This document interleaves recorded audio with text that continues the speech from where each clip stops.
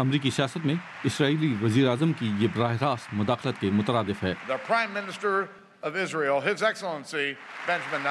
اسرائیلی وزیر اعظم کو کانگریس میں ریپبلکن اسپیکر جان بینر نے متعارف کرایا۔ نیتن یاہو چاہتے ہیں کہ امریکی کانگریس ایران کے جوہری پروگرام پر معاہدے کو روکنے کی بھرپور کوشش کرے۔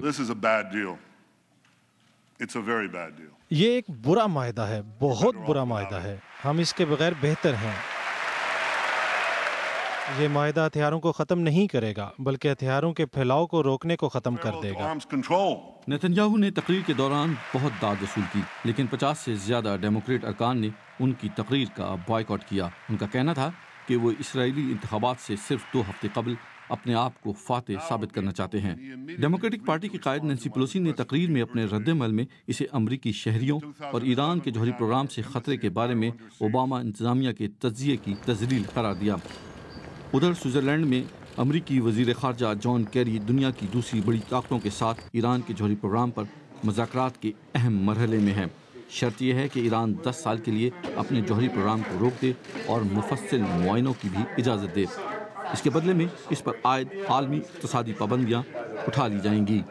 ادھر واشنگٹن میں صدر اوباما کا کہنا ہے کہ معاہدے میں سب سے بہتر آپشنز پر بات ہو رہی ہے۔ جہاں تک جوہری معاہدے کا تعلق ہے تو اس وقت کا انتظار کریں جب معاہدہ میز پر آ جائے۔ اس وقت ہر شخص اس کا تجزیہ کر سکتا ہے اور ہمیں قیاس آرائیوں کی ضرورت نہیں رہے گی۔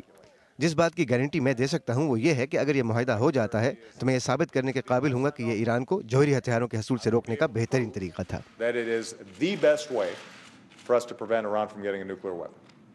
نیتن یاہو نے اپنے مخصوص انداز میں تقریر کی۔ یہ اسرائیل کے خود ساختہ خوف اور ایران کے جوہری پروگرام پر اسرائیل کے سخت رویے کی آئینہ دار ہے۔ اس میں کوئی شک نہیں کہ نیتن یاہو ایران کے خطرے کو حقیقی تصور کرتے ہیں اور اس کے بارے میں ان کا جوش خطابت بہت سے امریکیوں کو متاثر کرتا رہے گا۔ ایران سے معاہدے پر اپنے لوگوں کو قائل کرنے کے لیے صدر اوباما کو بھرپور کوشش کرنا ہوگی۔ فراز ہاشمی، BBC نیوز۔